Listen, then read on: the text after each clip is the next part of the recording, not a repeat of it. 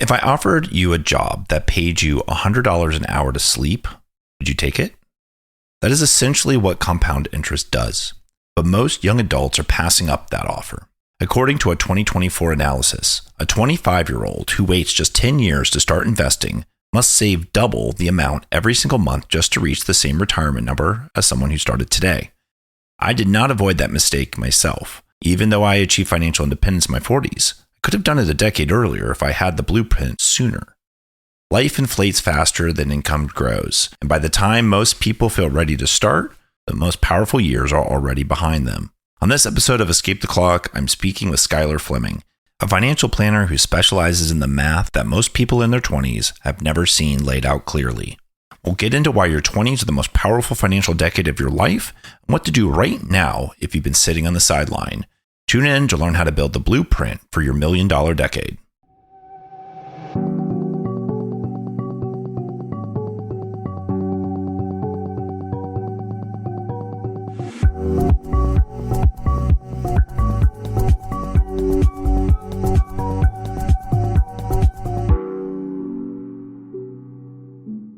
Welcome back to Escape the Clock, the show where we highlight strategies and approaches for achieving financial freedom and having the option not to work. I'm your host, Daniel C. Rogers. In my 20s, I followed the standard operating procedure: get the degree, get the job, pay the bills, and then save whatever was left over. But the math was broken. I had $100,000 in student loans, and I had $8,000 in credit card debt. And while I was making $80,000 a year, my actual costs were more over $85,000. So I wasn't building wealth. I was falling back on a treadmill that was moving faster than I could run. And when you're in that deficit, putting money in something like a 401k doesn't feel like investing. It feels more like pain. It feels like money you can't touch when you're drowning right now. But what if the blueprint had been different? What if instead of just running to outrun the treadmill, I had a system to slow it down? What if I knew how to tune the engine of my life to drop that cost of living to maybe $75,000? Suddenly, that $5,000 deficit flips into a $5,000 surplus. That delta isn't just cash. It's the seed of a multi-million-dollar exit. The biggest lie we tell ourselves in our 20s is that we have time. We think wealth is something you build after you get that promotion. But the reality is that waiting is a luxury you cannot afford. A 2024 survey found that 46% of Gen Zs and 47% of millennials live paycheck to paycheck and worry they won't be able to cover their expenses. But how do you break the scarcity mindset and make the moves that matter? What is the math that will make a difference? Well, my guest today specializes in that. SKYLER Fleming is the host of the Financial Planning for Young Adults podcast. Unlike most financial advisors who preach from the safety of wealth, SKYLER's in the trenches. He's helping his generation navigate the trap of high costs, high debt, and infinite distraction. SKYLER, welcome to Escape the Clock. Yeah, thanks for having me. I'm excited for this. I want to start with your journey because I remember you saying you worked in a call center for a credit union and you were seeing bank accounts of thousands of people. What patterns and things were you seeing back then that made you realize that you needed to start teaching people how to get a handle on this? Yeah. And most people don't look back on call center jobs fondly, but that was really like the foundation of my financial coaching, financial planning journey. And the pattern that I saw, I was working just before COVID and then into the beginning of COVID. And even before the pandemic, the pattern was, can I get my loan payment skipped? Right then, and banks and credit unions market this as a feature and they're helping you out, but it's not, right? But that was the pattern I saw of, can I get these overdraft fees rebated? Can I get this loan payment kicked to the end of the loan? Can I have 90 days, no interest, right? It just felt like everyone was trying to stretch themselves so thin. And that was the pattern that most calls were taking. But the fun ones were when you got to see the opposite side of the coin. And that kind of helped me gain the vision that there was wealth on the other side of this, right? It wasn't just stretching yourself as thin as possible or always trying to eke out that last little dollar with a fee rebate or a loan payment skip. There was wealth on the other side that we were also helping these people move millions of dollars, right? There's both sides of this coin. I think that's what helped me figure out that I wanted to help people bridge that gap. Right. Yeah. Like I mentioned at the top, 46% of Gen Z workers are living paycheck to paycheck just over the essentials of life, right? Housing and food and transport and things like that. But there's real data that shows that if you start investing at the age of 25, even if you're just investing like $380 a month that you'll reach $1 million just from that simple investing. Like this isn't like high return investing. Simple, safe, boring investing would get you to $1 million by the time you're in your 60s.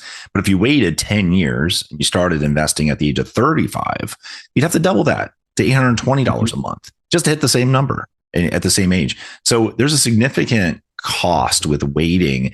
But I think a lot of people might say, look, I literally have no margin at the end of the month. How do you start to engineer a gap when you might feel none exists? Yeah, it's such a tricky point to be in, but I think we got to kind of accept that some sacrifice might be needed. I think that's been a thought that's gone through my mind quite a bit, because there can be this pity party in my generation of, oh, it was so much easier for like the boomers or whoever, right? And I'm sure they had to sacrifice because every generation looks at the generation 2 or 3 before them and thinks it was so much easier for them. So I kind of want to lay the foundation that there might be some actual sacrifice involved. It's not just going to be this easy switch that we flip. But a way to find that potential gap, I think, is to start tracking. And this is where I love to start people, because it's going to give you a natural ability to find ways to cut back, because that's where budgeting, or whatever you want to call it, right, can feel so restrictive, is if we just start throwing numbers at the wall and we keep missing all of these different numbers that we are supposed to be staying within,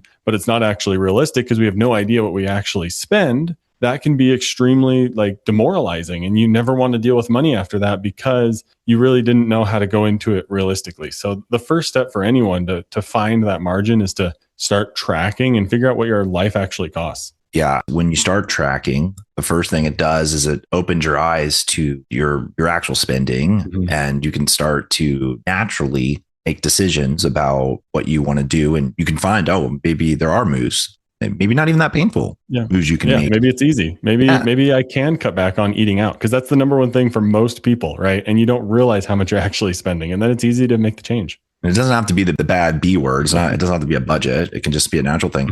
But the coolest thing about tracking is when you do it that next year or that next time, and you start to see how costs change, and you start to naturally see that inflation is real. Costs will go up. Yeah. And I wanted to ask you, how do you see, especially a younger person, let's imagine they did that tracking and they're seeing those inflations. How do they start to deal with that? For instance, subscriptions are becoming a standard. There's this silent inflation that happens to subscriptions. People see them, right? We get those emails.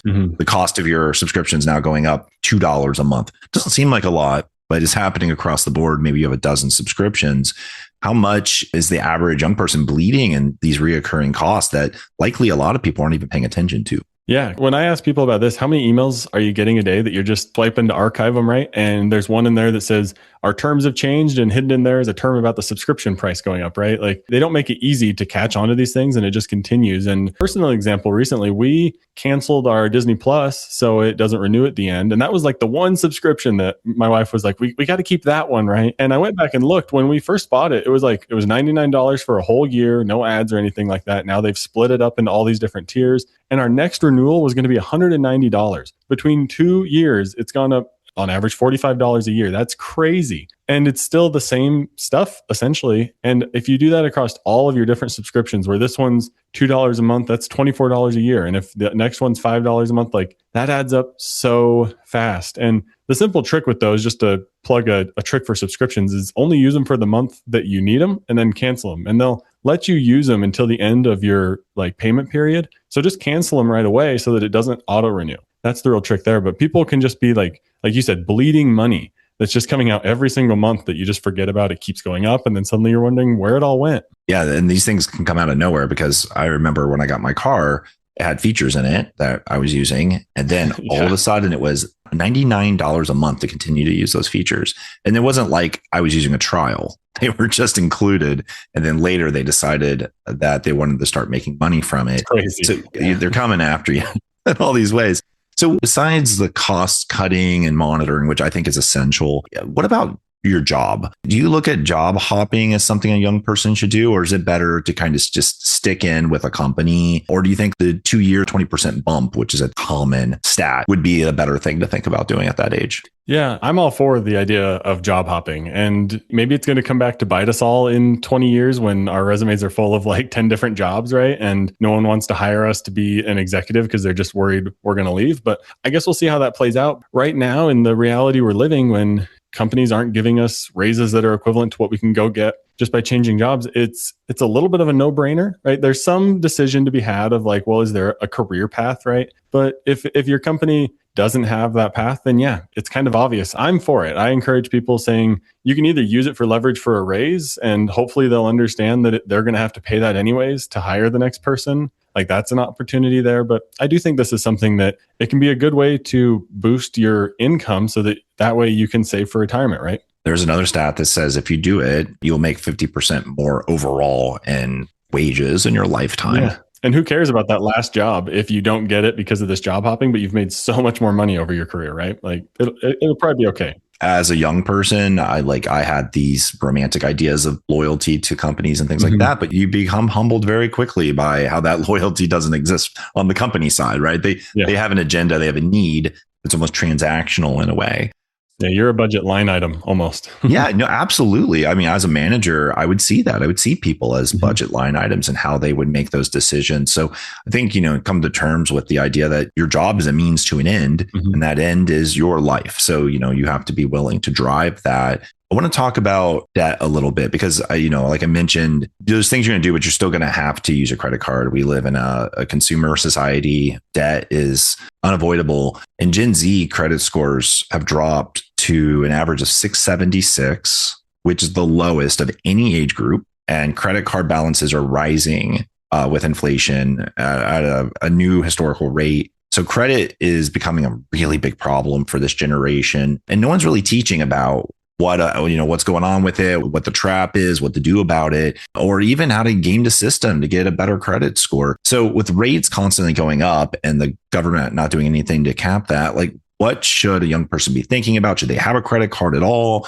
And how should they be thinking about their score? I think it is good for young adults to have a credit card. I think building your credit score, because that's the game we have to play, right? Your insurance rates are based on it. Your ability to potentially get maybe a job because of your credit report, maybe your insurance, renters, all sorts of different things play into this. But you can have a good credit score without paying interest. And I think this also goes in the same vein of the sacrifice thing that I mentioned at the beginning. There's an element of responsibility here, right? Like you have to own up to your debt. If you have a lot, you can't just ignore it. And that's what causes your score to go down. You kind of have to face it. And if it's student loans, those can be really tricky. Sometimes it's maybe way bigger than you expected it to be, or it's bigger than your first job. Yeah, those are tough realities, but we do have to play this game, right? We need to make sure we have a plan to pay off our loans. And if that means job hopping to make more money to pay off the loan right now and retirement comes very shortly thereafter, maybe that's what you have to do. But I think looking at it from a responsibility lens and saying, I need to face this. I need to make sure my credit score is good. I need to play this game a little bit. But like I said, you don't have to pay interest once you get to the point that some of those bigger loans are paid off. You can keep a credit card, pay off the statement balance. Like my wife and I, we have great credit scores, but we don't pay any credit card interest. So there are ways to do it that are worthwhile and that work for everyone. Yeah, that's great. I think there are misconceptions about how credit scores are calculated. And I've counseled people who thought they needed to keep a balance in order to have a score. Yeah. But if you think about it, what is the point of a credit score? It's to show the lender wants to know you're trustworthy with what you're borrowing. They want to know you're going to pay them. Yes, they make money on the interest, but that's not what they're looking for. They're looking that, I will get my balance and some interest ideally, but you don't ever have to pay interest, like you said, to have a great credit score. And with that, this next topic, which is when the credit score matters, which is such as you need to get a loan, like a big loan, such as if you wanted to buy a home. But the median price in the US has reached 5x the median household income when it comes to this. And so historically, this ratio used to be closer to 3x, which was about double the labor required to buy the same residence. So the 5x compared to 3x. So it's so much more expensive. And a lot of people look at the American dream of home ownership because their parents bought houses. But again, that was 3x their annual salary. Now, it's not only 5x is the minimum. They say it could go up to 7x in the next couple of years. So when a 25-year-old is looking at that math, that I can imagine them saying, why bother? Like, why even save? I'm never going to get there. This feels like a rigged game. The amount of debt I'd have to take, even with a great credit score, is impossible. But do you think that generation is just stuck renting, or is there actually some mathematical way for them to be able to have that dream? Yeah, this is the biggest challenge for my generation, right? Everyone that I talk to, I say, "Oh, I do financial planning." They're like, "Well, we're thinking about getting a house." And I do think there's an element of maybe you need to realign your goals. Maybe your goal of the 4-bedroom, 3-bath with a 2-car garage, right? This big old thing when you only have 2 little kids, maybe that is unrealistic for you now. And yes, it does stink a little bit that was your plan your whole life, right? But I do think we need to make sure the goals are actually ours. I've talked about this on the show as well, where are we just getting funneled into the goals that we're supposed to have, right? Like, do we actually maybe more value the optionality that comes with renting? Because I love the idea of that rent and invest the difference, because maybe that is going to be the next thing that causes us to be wealthy, right? The next generation might be wealthy off of the back of the stock market instead of off of the back of the housing market, right? Like there's going to be differences that in 20 years, the next 2 generations look at my generation and say, oh, I wish we had the ability to invest like they did, right? Like you got to figure out your own goals and know that maybe right now buying a home isn't going to be perfectly feasible, but maybe that money you're investing with the difference is going to grow to a point where you could buy that home. So you need to look at your actual options right now and be realistic again. The person who really wants to buy the home, is it fair of them to think of it as an asset or an investment, or does the math just not work out that way? Yeah, I think when you're trying to shovel so much money into it, it can be tricky to view it as an investment, right? Because you're paying so much debt. Maybe you have a higher interest rate and it just feels like it's strapping you for cash, right? So I think there is a tricky balance, right? Because I think that's maybe what's forcing people so much to want to go for homes is they think it's going to be this big, great investment. Whereas you could look at the stock market and it's actually an investment that's growing and everything, or like, who knows what housing's going to do? Who knows what the stock market's going to do, right? There's guesses, I guess, on both sides. You can look at all the different things, right? But I think if you're looking to buy a house as your like main living place, also accept the fact that there's value in having somewhere to live and there's value in it being your home, right? So you do have to look at both sides of the coin. Don't just force yourself into it because you think it's going to be the investment that's going to balloon. Because if you were to look at investing, essentially like buying a home, it could be related to buying a single stock. And if you're buying that single stock and you're putting a margin, like using margin to pay for it, which is essentially what a mortgage is for a home, right? You suddenly feel so risky, right? I'm using debt to buy for something that's an investment, right? So you have to make sure you look at it evenly if you're starting to consider it an investment, because there are other options out there. Yeah, I think it's so difficult now to do this mathematically. And I think that, when I'm trying to help somebody with this, I'm like, you just really have to understand every single strategy and tool out there for yourself. You have to understand how to build up enough capital to buy into it so you can avoid things like private mortgage insurance, because that's a fee that's just hurting you. It's hard to get rid of it. You need to understand how amortization works, how you're just have all the interest is front loaded, and that you need to be willing to find a home you're going to stick it out in and live in long enough. It takes 21 years before you're paying more principal than interest in a home on a 30-year mortgage. That's significant. It takes a lot of commitment to make it into something that feels like an asset. And on top of that, there are all kinds of programs and incentives that a lot of people miss, especially a first-time homeowner, that can really help take down the cost and the barrier for you. And then additionally, just understanding what a good mortgage looks like. That's where that credit score comes in, right? Because ironically, people who have more capital to put in and have better credit scores get lower interest rates, yet they don't really need it as much as someone who's struggling with a monthly payment.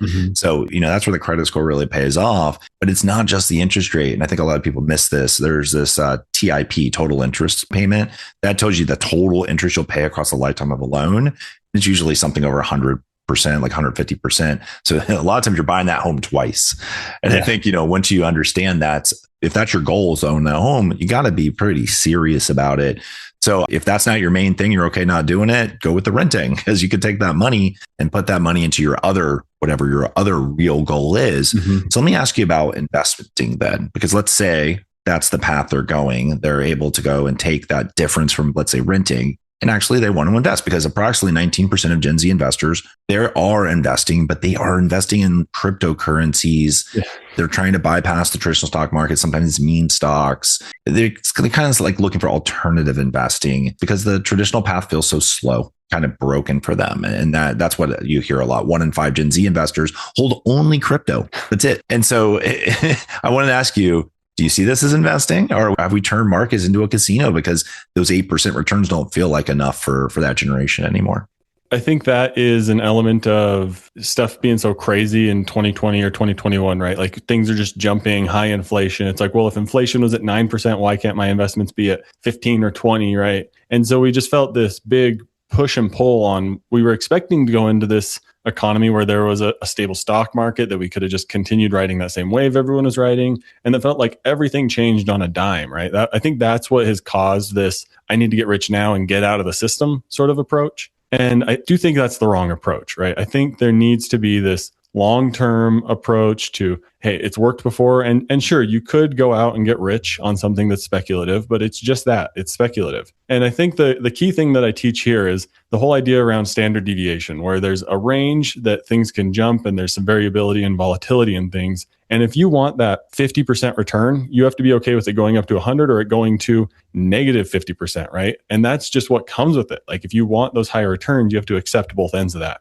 And so I think from the perspective of lowering that volatility, that's where I think people can start to see why this longer term approach can be better. Because if you're getting that 12% return, but it can go up to 18 and it can only go down to 2% over the super long term. Because if you look at S&P 500 rates over, I want to say it's like 10 years or something like that, they get really close to never being negative. And that's really cool to see. So it's calming things down and being okay with it taking time. Because I think a great point to get people to is when you just don't really have to worry about it. Because how stressful is that 100% to negative 50% crypto jump that keeps happening every day versus just saying, yeah, I haven't checked my investment accounts in 4 months. Oh, look, they're up. Cool. And back to your normal daily living. So I think it's getting people out of this need and stress over their money that can be so helpful with taking that slow and steady approach. Yeah, I like that a lot because if you're not fiddling with it, you're likely to capture, I think it was 6% higher returns overall when you're just letting it ride. Yeah. So you actually are teaching the young people the right way to do this. You have a podcast, you're helping here. But I do know that Gen Z, they're doing something called social media finance, where they're consuming a lot of like TikToks and a lot of things where they're trying to find good investments and ways to make money quickly and use AI or whatever it is. I was wondering what you've been seeing there, what type of trouble or traps people are getting into with some, let's just say, unvetted advice online. And sometimes that stuff goes viral and people see, oh, because a lot of people have seen it, it must be real. And then, it can get you in trouble. So how are you seeing the generation who is very social media savvy navigating all this noise? Yeah, this is one of the main things I try to tackle on my show is how do we get out of this, like you said, financial social media realm? Because there was some video that was of a popular like finance expert who had been in the industry for like 30 years, but it was completely AI generated. Like that's just straight lying. That's so crazy. And it was this person, right, supposedly telling everyone how the system was so rigged and all these banks were doing this because like, if you notice how this all happened with gold and silver and all the stuff in like 2022 or whatever, they were saying that it was just a game that the banks were playing with us and you need to be more speculative, right? Or go for crypto or whatever it might be. And then you can hear it. You're like, why is this person saying this? Like they've been in the industry for 20 or 30 years and it starts to like make you scratch your head. But that's the sort of stuff that like we need to keep pushing against it. Like you and I putting out this great information where we're trying to be more realistic and practical with it. But there's also, it just feeds into that idea that we need to get rich quick, right? Because there's a short amount of time that they have to tell you something that's really engaging. And what's more engaging? Saying, oh, you need to invest at an 8% rate of return over 40 years and you'll be good. Or telling people you need to invest in gambling investment market thing that they have now where you can bet on whatever and you'll make this amount of money, right? Like what is going to get your attention more? So that's why that advice can be so bad. You need to take a step back and find better resources. Hey, I get why this stuff's effective. Mm-hmm. People are busy. They don't necessarily have the time or energy to go and like educate and do all the stuff they need to do here, but they know, wow, that sounds great. Yeah. Those are the 3 hot stocks. All I have to do is put some money there and I'll make money. Yeah. Okay. Like, and a lot of these videos, they know how to hook people in certain ways. They know how to speak to people's ignorance, to be honest. Like, oh, this grand thing or conspiracy happened, but this is how you combat it, and you make all this great money really quick. Yeah. But if that person's making all that money doing that, what are they getting out of telling you that big secret? That's one thing, I tell people to keep in mind. Are they selling a course? That's the common one. Versus people like us who do this for a living and who have actually been successful with it. So how do you help people make the mindset shift from the it's too good to be true to the, to be honest, a little bit more slow and boring, sure path to financial wealth? Yeah, there's a great theory out there, or hypothesis, I guess is what it's called. The efficient market hypothesis and the efficient frontier is something that financial planners love to teach. Yep. Yeah, it's a fantastic tool, and it helps show you like, hey, this is what you can expect, right? It's got that beautiful curve that shows you volatility and everything. It's a fun thing to look at. And I think when you start plotting things along that chart and say, like I said, show them the volatility of, are you willing to accept the negative 50% that this could go through, versus let's take this approach where we can more accurately predict a rate over a long term that's less volatile. That's usually the thing that gets people, because they like lean in a little bit and they're like, whoa, this is really interesting. There's math behind this. There's all the previous returns and stuff. And it's not just that flipping through TikTok quick thing, because you can't take 30 to 60 seconds to explain the efficient frontier. But once you start to get it and start to grasp it, that can be a really fun point to get to, where you're like, okay, I can slow down and take a step back, and here's a proven strategy to help me with it. I want to get into your blueprint a moment about like, hey, if you were talking to someone in like their early 20s, what are the couple things they should be doing right now to be setting themselves up for that, $1 million future? But before that, I want to talk a little bit about the Gen Z paradox, because I'm just fascinated by data, and there's so much amazing data. I mean, I have 2 kids in this generation, so I care a lot about this. But, the data says the economy is harder than ever. And I think we all feel that. I don't think anyone's going to say that's wrong. Yet we have seen a shift in values with Gen Z. 64% of your generation say that they value peace of mind over accumulation. And I actually think that's kind of rad. Like, that's great. Yeah. But at the same time, there is a cost by not focusing on accumulation. So what this tells me is that the goal isn't to get rich. The goal is to be free. But I find by having enough money, you're free, because you're not tied to the economy, and creates a lot of stress and a lot of servitude towards agendas and whatever. So I wanted to get your opinion of what wealth actually looks like to someone, maybe a 25-year-old that you're sitting across from, or to yourself. How do you see wealth as it is today?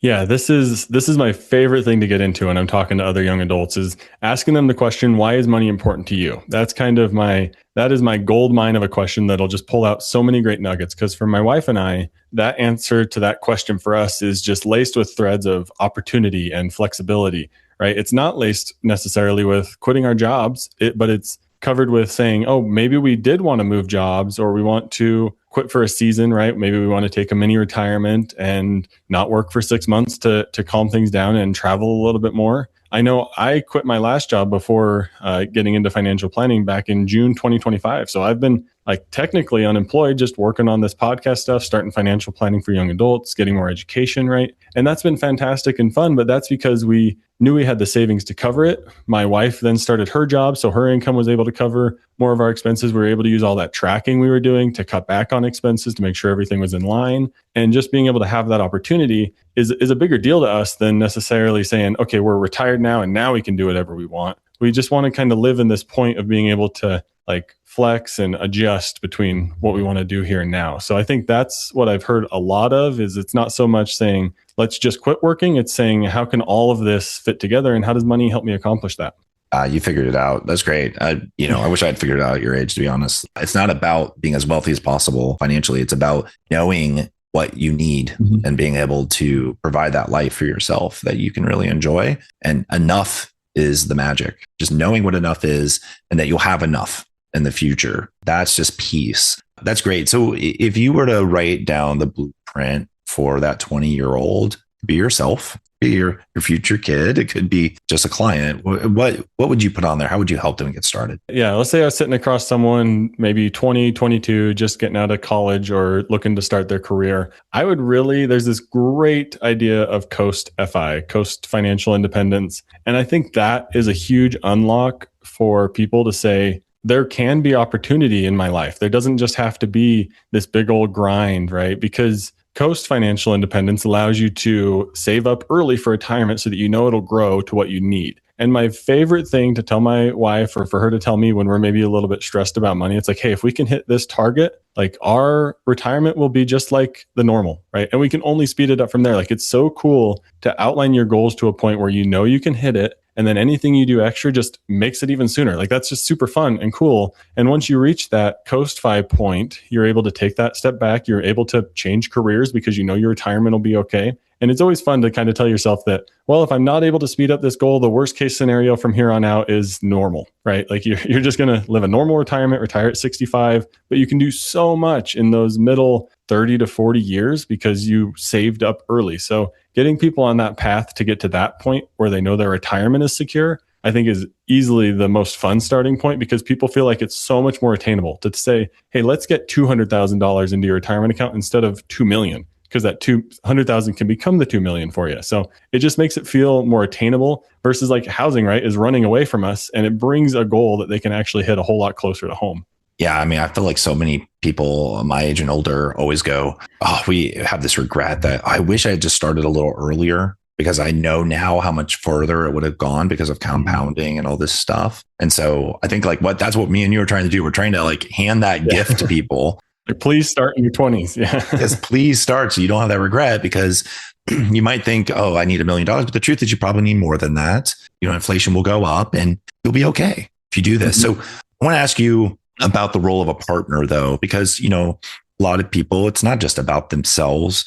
Maybe they're dating or will be dating or maybe even married and maybe even want to start a family. How do you think about that larger financial picture? Because, you know, bringing finances together is a decision that needs to be made. Do you keep them together or do you keep them separate? There's actually data that says which one's better, by the way. There's decisions about, do I find a partner that has my values? Do we even talk about this? My good friend of mine never had that conversation with his spouse ever about finances until it was way later and it became very difficult. So I'm just curious, how do you look at that dynamic and if that's part of your counseling? Yeah. To answer the initial like easy question of do you even talk about this? Absolutely. Whether you decide to do it separate or not, like if you don't ever have a money conversation, that is a problem. Right? Like most other problems will probably stem from a financial related thing. Money touches everything in our lives. So if you're not talking about money, maybe your spouse is buying more things than you think they really should. And sure, they're doing it on their own income, but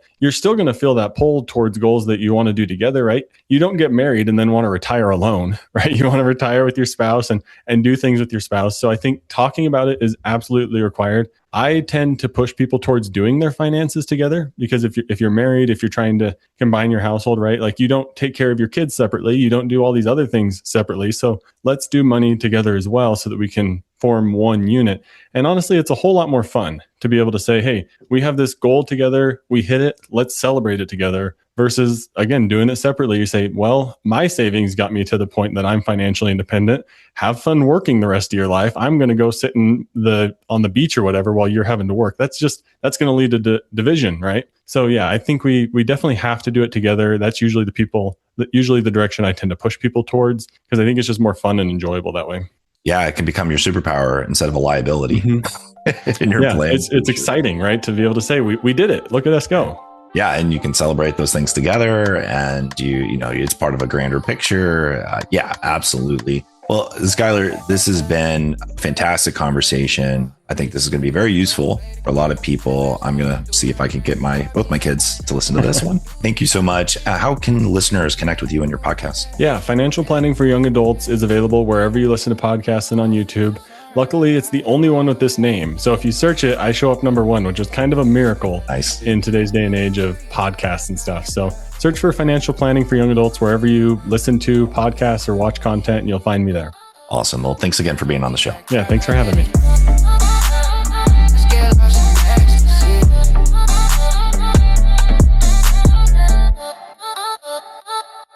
If you are between your teens and late 20s, then I hope you got a lot out of this episode. If you're older than that, I hope you'll share it with someone who would benefit, because education is everything here.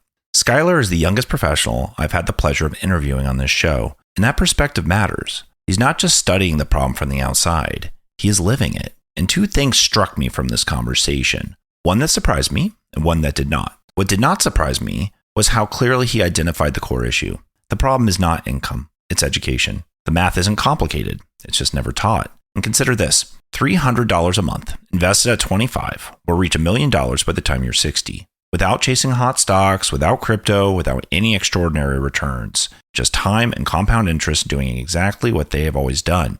But waiting 10 years to start means that you have to double that monthly contribution just to end up in the same place. That window is not infinite. And every month you spend drowning in subscriptions you forgot about and restaurant tabs you never tracked is a month you're not buying back. SKYLER's generation is actually getting this earlier than any before them. Gen Z is starting to invest at an average age of 19, earlier than millennials, earlier than Gen X, earlier than boomers by more than a decade. But starting early only works if you're starting with a plan, not a gamble. What did surprise me from my conversation with SKYLER was how honest yet optimistic he was about the whole picture. His generation is being targeted by deep fake financial influencers, crypto trading schemes dressed up as insider access, and money talk content engineered to be exciting rather than accurate. Housing affordability isn't a full-blown crisis for this generation. Yet, instead of raging at the system, he graciously accepted that every generation thinks the previous had it easier, and that making the most out of the cards that you're dealt isn't defeat, it's wisdom. Overall, a simple blueprint for a young person started to emerge out of this conversation, and I wanted to leave you with the way I took it. So, if your goal is to buy a home in this climate, then maybe consider following this simple blueprint. Start out renting so that you can save and invest the difference. Build wealth slowly, using a credit card to build credit, but always paying the full balance every month. Eventually, take that growth from those investments and put a meaningful down payment on a home, leveraging that strong credit score to lock in a great rate on the remainder. It does mean delaying the American dream, but it is a slow and sure way to actually get there. And that all starts with these boring tools, like tracking. By tracking, you know what your life actually costs. That allows you to cut out all those things that doesn't actually serve you and stop those leaks that companies take advantage of. And with some effort, you'll create a margin, and then the math can do the rest. That's the blueprint, and it's boring on purpose. If the goal is future security of having enough to retire, then consider the CoastFI approach that SKYLER mentioned. This is one of the FIRE strategies that leans directly into the rule of 72. Not saving early, even in small amounts, is one of the largest regrets that people carry. A young person is able to avoid that regret entirely thanks to strategies like CoastFI. The goal is not necessarily $1 million in the bank by 40. It's getting to a number where your retirement account can finish the job without you, where you've bought yourself enough time that the market does the heavy lifting, where you can breathe. That is what SKYLER and his wife are building. They track their expenses, hold to a budget, and have defined what enough looks like. In the summer of 2025, he quit his job and went all in on his mission to teach his generation the math that nobody else is explaining. He's already living a work optional life. And if someone SKYLER's age can do it with just some education, imagine what it can do for an entire generation. I would love to hear from you. What do you think is the biggest financial obstacle facing young people today? Email me at contact@escapetheclock.com or leave a comment wherever you listen. I'm Daniel C. Rogers. Thanks for listening, and best of luck compounding your way to financial freedom and escaping the clock. I'll catch you next week. That's a wrap on this episode of Escape the Clock. Everything you've heard today is for educational purposes only, designed to help you think, plan, and build a stronger financial program. Take what resonates, bring it into your Escape the Clock plan, and review it with a qualified professional before making any major moves.